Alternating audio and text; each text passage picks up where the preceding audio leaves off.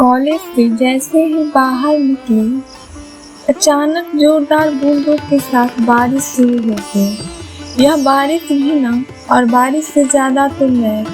अरे मालूम है तो रेनकोट एक्टिवा के डिक्की में क्या रख लेती। फिर खुद ही अपना पक्ष लेते हुए बोली, 3 दिन भयंकर बारिश के बाद आज सुबह से तो मौसम साफ ही था, तो लगा ही नहीं यूँ अचानक बारिश शुरू हो जाएगी। अगर जरा भी ऐसा अंदेशा हो जाता मौसम को देखकर तो रेनकोट किसी बच्चे को भेजकर मंगवा लेती। बच्चे शब्द के साथ ही उसकी तस्वीर आंखों में तैर गई आंसुओं के साथ। वास्तव में हुआ यूँ था कि मैंने लेक्चर खत्म किया, स्टाफ रूम में गई, अपना सामान समेटा और बाहर आते भर में तो मौसम बदल गया। अब मैं वही खड़ी थी, मानो लग रहा था अभी आकर कहेगा, मैम लाइए चाबी दीजिए, आपका रेनकोट लेकर आता हूँ। उसे बारिश में भीगना का बहुत शौक था। उसे पहली बार देखा भी था भीगते हुए। पिछले से पिछले साल की बात है, कॉलेज का नया सत्र और मानसून भी आते हैं। उस दिन भी शायद कॉलेज का पहला या दूसरा दिन था। अब सॉरी, कॉलेज को तो खुले 15 दिन हो गए हुए थे। 11वीं के विद्यार्थियों का पहला दिन था। नए नए जवान हुए बच्चे हीरो बने चले आ रहे थे।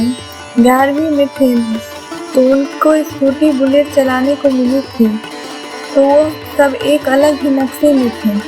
खैर उनके लिए नया होगा यह सब, मेरे लिए पुराना था। मैं कुछ 4 सालों से यहाँ जीव विज्ञान की प्रोफेसर हूँ। उस दिन भी ऐसे ही स्टाफ रूम से निकलकर क्लास के लिए जा रही थी कि बाहर गलियारे में आकर कुछ लड़कियां के पूछने पर 11वीं के विद्यार्थी को उनका क्लास बताने लगे। सामने नजर पड़ी तो देखा जहां बारिश के शुरू होते ही सारे बच्चे भागते हुए कॉलेज की तरफ आ रहे हैं। वह दोनों हाथों को फैलाए आकाश से आती बूंदों को अपने में समेट रहा था। कंधे पर बैकअप कवर चढ़ा था, मतलब किताबों की चिंता थी। अब वह दोनों हाथों को पैंट की जेब में डाल आराम से चलता हुआ आ रहा था। मेरी नजरें उस पर थी। 6 फुट से ज्यादा की लंबाई, अच्छी कदकाठी, सलीके से कटे बाल, हाँ जैसे आजकल के बच्चे रखते हैं ना, वह बीच में घोंसला और किनारे से सजावट वैसे नहीं थे। मुझे लगा किसी बड़ी क्लास में न्यू एडमिशन नया प्रवेश होगा। पास आने पर मैं उसे देखकर बोली, क्यों भीग रहे हो, बीमार पड़ जाओगे। वह अंदर आया, हाथों से गीले बालों को झटकते हुए और दूसरे हाथों से जेब से रुमाल निकालकर मुंह पोंछते हुए बोला, नो बेबी, इम्यूनिटी बहुत स्ट्रॉन्ग है, देखो कोरोना के बाद भी सही सलामत हूँ। मैं चिढ़कर गुस्से से बोली, हे न्यू एडमिशन बेबी, किसको बोला, मैं प्रोफेसर हूँ। वह वैसे ही मुंह पोंछते हुए रुमाल से मुंह ढककर मेरी तरफ पीठ करके खड़ा हो गया। उस फिर जोर से घूमकर मुँह ढके हुए सॉरी मैम कहकर ऊपर की ओर भाग गया। मुझे हंसी आ गई। बेवकूफ इंसान, जैसे उसका चेहरा छुपा लेने से मैं उसको पहचान नहीं पाऊंगी। मैं उसे बोली भी नहीं पाई कि ऊपर तो 11वीं की क्लासेस है, ऊपर मत जाओ। कुछ घंटों बाद मैं 11वीं की क्लास में गई, अपना परिचय दिया, बच्चों का परिचय लेने शुरू किया। लगा दूसरी पंक्ति में कोई छुपने की कोशिश कर रहा है। देखा तो वही था। मैंने उसको उठने का इशारा करते हुए कहा, हाँ तुम सुनो, यह 11वीं की कक्षा है।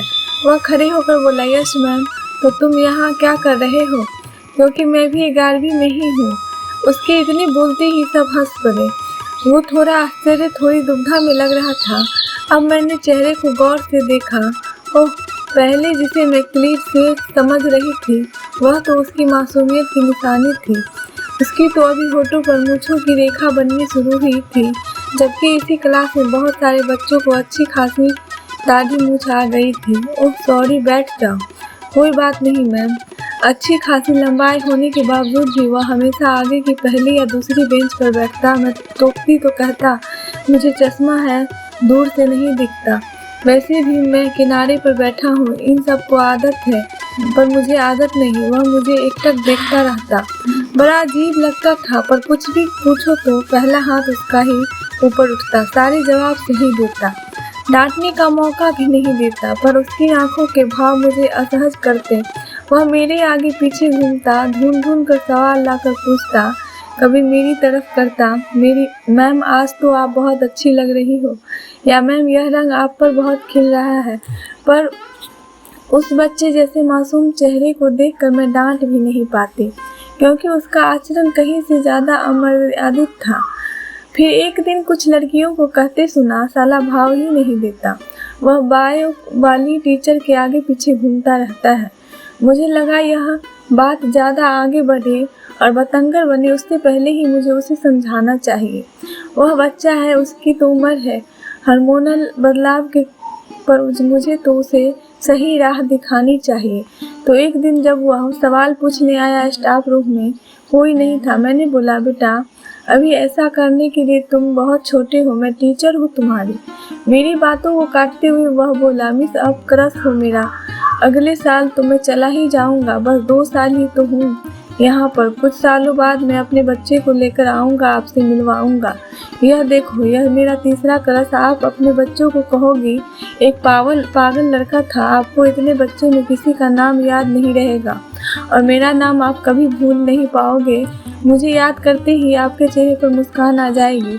तीसरा क्रश मतलब, ओ मेरी पॉजिटिव बोलकर वह शरारत से मुस्कुरा दिया। मैंने उसके सिर पर चपत मारी।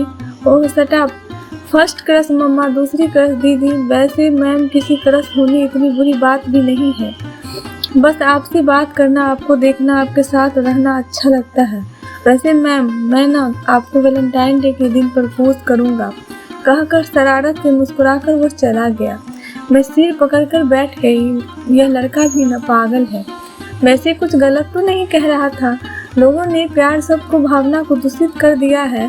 अगर प्यार इतना ही गलत होता तो गोपिया का स्नेह कान्हा के लिए पवित्र नहीं माना जाता। मैंने अक्सर उसे बारिश में भीगते हुए देखा। मैंने पूछा भी, तुम्हें बारिश में भीगना इतना अच्छा क्यों लगता है? तो वो बोला, पता नहीं मैम, मुझे तो यह लगता है जैसे यह बारिश नहीं, मेरे पापा की ब्लेसिंग है। इसमें मैं अपना एहसास महसूस करता हूँ और कोशिश करता हूँ। मेरा दिल भर आया, दया आई, पर यह बच्चा दया का पात्र नहीं था। इतना शरारती था कि लगभग रोज ही मुझे याद दिलाता कि इस वैलेंटाइन डे पर वह मुझे प्रपोज करने वाला है। साथ ही कहता, आप सर मेरे पति के लिए फूल मत लीजिएगा, मैं दूंगा ना आपको, वही फूल उनको दे दीजिएगा, पर हाँ एक फूल मेरे लिए ज़रूर लाइएगा। पर जिस तरह मैं से डर रही थी, मुझे किसी भी तरह की कोई बात सुनने को नहीं मिली। वैसे भी वह सभी टीचरों का चहेता था, अनुशासन प्रिय, अपने दोस्तों को साथ लेकर चलने वाला। तो शायद उसने अपने दोस्तों को भी समझा दिया होगा। लोगों को कन्विंस करने की अद्भुत शक्ति थी उसके पास। सच में वह बहुत प्यारा था, इतना प्यारा कि भगवान को भी उस पर प्यार आ गया है और बिना किसी कारण के भगवान ने अपने पास बुला लिया। वैलेंटाइन डे के ठीक एक दिन पहले, वैलेंटाइन डे के एक दिन उसकी विदाई थी। वह तो मेरे लिए फूल नहीं ला पाया था, पर मैं गई थी उसके लिए फूल लेकर। अचानक से वैसे ही बेमौसम की बारिश हो रही थी, हल्की फुल्की। मुझे लग रहा था यह जो लेटा है अभी उठकर बाहों खोलकर खड़ा हो जाएगा, शायद मुझे चिढ़ाए भी। मैम देखिए, मैंने कहा था ना आप फूल लाएंगे मेरे लिए, पर ऐसा कुछ नहीं हुआ। बारिश की कोशिशों के बाद भी वह नहीं उठा। शायद अब उसे पापा का एहसास महसूस करने के लिए बारिश की ज़रूरत नहीं थी, वह उनके पास ही था। पर वह अभी मुझे सामने दिख रहा था, अक्सर दिख जाता था, बारिश में दोनों हाथों को फैलाकर भीगता हुआ। इसे मालूम है यह झूठ है, पर आंखें वही देखती है जो यह दिल देखना चाहता है। मुझे उसकी कहीं बात याद आ रही थी। उसको याद करके मेरे चेहरे पर मुस्कान हो कि न, आंखों में आंसू जरूर आ रहे थे। मैं चलती चलती जा रही हूँ, बारिश में भीगती हुई। वह कहता था ना, यह बारिश की बूंदें हमारे आप को ब्लेसिंग होती है। मैं इन बूंदों में उसके एहसान, उसके स्नेह को महसूस करने की कोशिश कर रही हूँ। मैं भीग रही हूँ इस बारिश में, उसके स्नेह में, उसकी यादों में। धन्यवाद दोस्तों। अगर आपको ये कहानी अच्छी लगी तो हमें सब्सक्राइब ज़रूर कीजिए।